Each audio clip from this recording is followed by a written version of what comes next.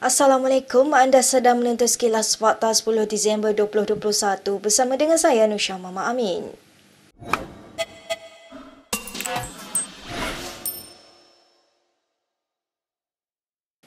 Dua ahli Parlimen Pembangkang, Ngeh Ham dan Wong Cheng, telah dihalang ke Sarawak ketika kempen pilihan raya negeri sedang berlangsung. Ngeh mempersoalkan mengapa dirinya telah disenarai hitamkan dan mendakwa ada motif politik di sebalik tindakan itu. Setiausaha politik saya telah menanya kenapa saya tidak dibenarkan masuk ke Sarawak. Dikatakan sekatan itu dibuat oleh Jabatan Immigration Malaysia. Kalau itu jawapannya, saya rasa kerajaan sekarang ini telah melakukan satu kesalahan. Kerana di bawah Perlembagaan Persekutuan, setiap rakyat Malaysia bebas pergi ke mana-mana. Tapi untuk Sabah dan Sarawak, kita menghormati hak mereka. Dari segi immigration, mereka berhak untuk menidakkan mana-mana rakyat dari semenanjung Malaysia untuk mengunjung di sana kalau mereka ada sebab-sebab tertentu. Ahli Jawatan Kuasa Eksekutif Pusat DAP itu menegaskan dia adalah antara 5 pemimpin yang dipilih mewakili DAP ke Sarawak mengikut peraturan SPR dan dia tidak mempunyai sebarang rekod jenayah. Sementara itu, ahli Parlimen PKR dari Subang, Wong Cheng berkata, permohonannya ke Sarawak juga telah ditolak. Dalam hantarannya di Facebook, Wong merungut kerana dia kerugian apabila wang RM1,200 untuk membeli tiket penerbangan kelas ekonomi berkenaan sudah tidak dapat digunakan. Menteri Sumber Manusia M. Saravanan mengecam keputusan kerajaan yang melarang perarakan Thaipusam tahun depan diadakan atas alasan ancaman pandemik COVID-19. Timbalan Presiden MIC itu juga mendakwa ada pihak tertentu dalam kerajaan sebenarnya menyasarkan perayaan Hindu itu. Bercakap kepada pemberita selepas menghadiri sambutan 100 Hari Aspirasi Keluarga Malaysia di Kuala Lumpur semalam, Saravanan mempersoalkan mengapa Thaipusam menjadi sasaran sedangkan sambutan semalam dibenarkan berlangsung tanpa sebarang kawalan.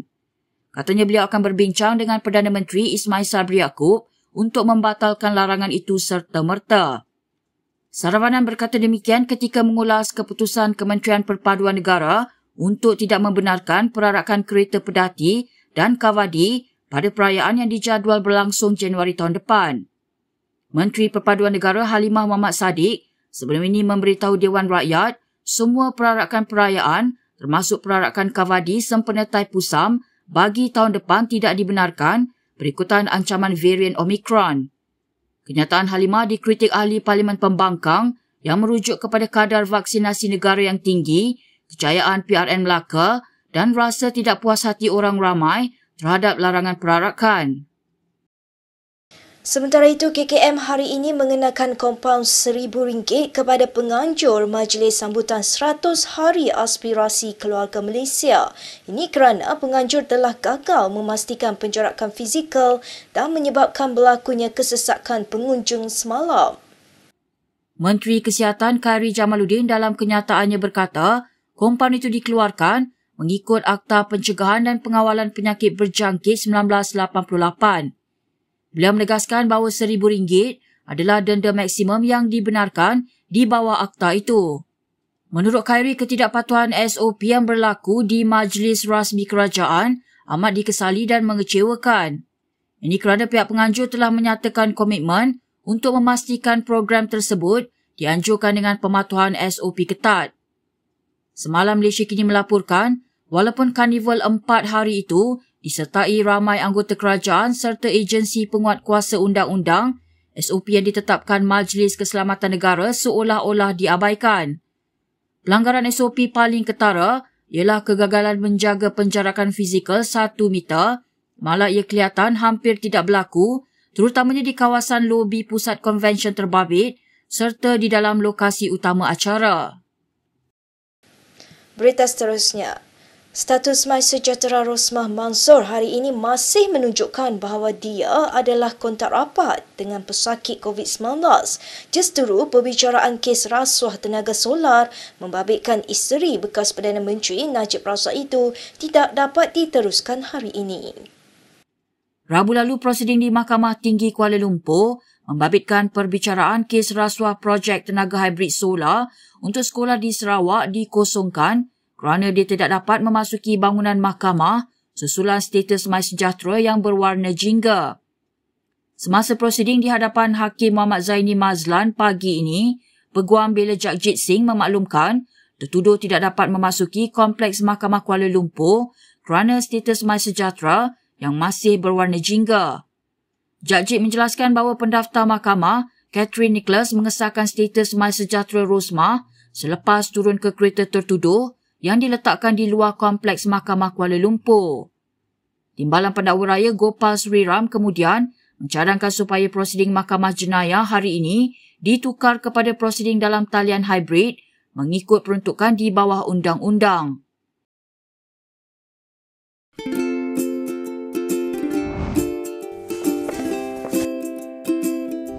Shellfish, red meat, and beer.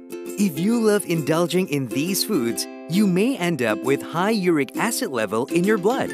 These foods consist high level of purine, a substance that will eventually break down into uric acid and be excreted through our urine. It is recommended that the amount of dietary purines should be kept between 600 to 1,000 milligrams per day. Having too much uric acid in your blood can cause attacks of gout. It can also cause kidney stones and blockage in the kidney.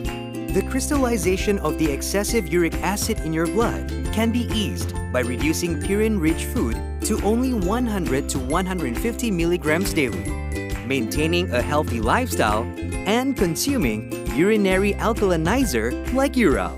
It consists of sodium bicarbonate, citric acid, and sodium citrate that increases the urinary pH and solubility of uric acid to prevent crystallization. Best of all, it's lemon-flavored and sugar-free. Ural, effective urinary alkalinizer. Neutralize your uric acid problem now.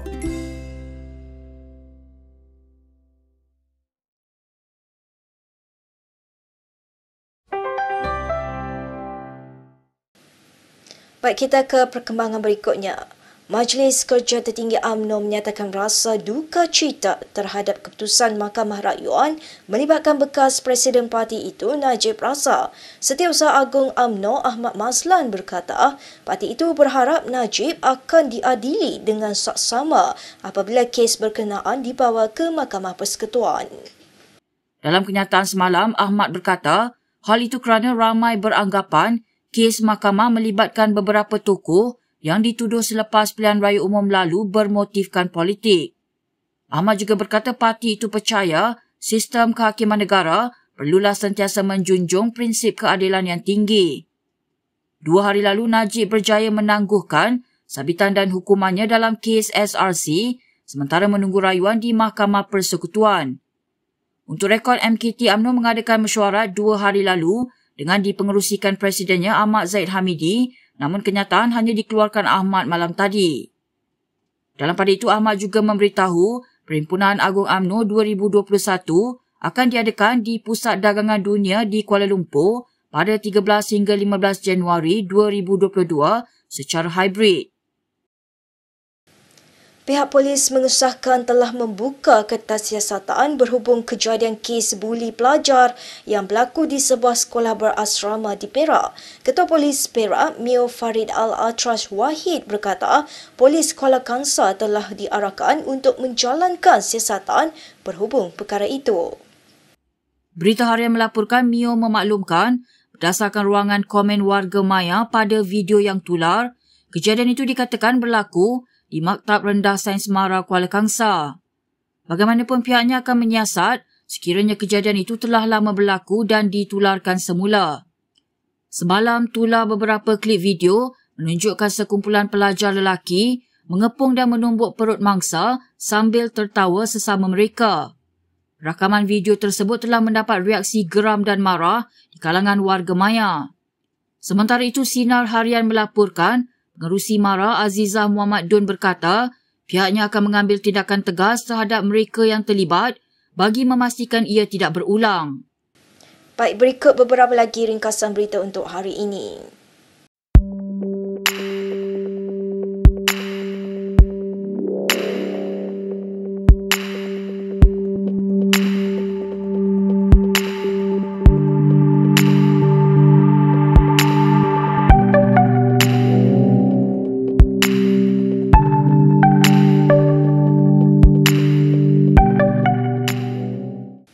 Sekian sahaja daripada saya, Nursyah Mama Amin. Untuk sekilas fakta, untuk lebih banyak berita, anda boleh melayari kinitv.com.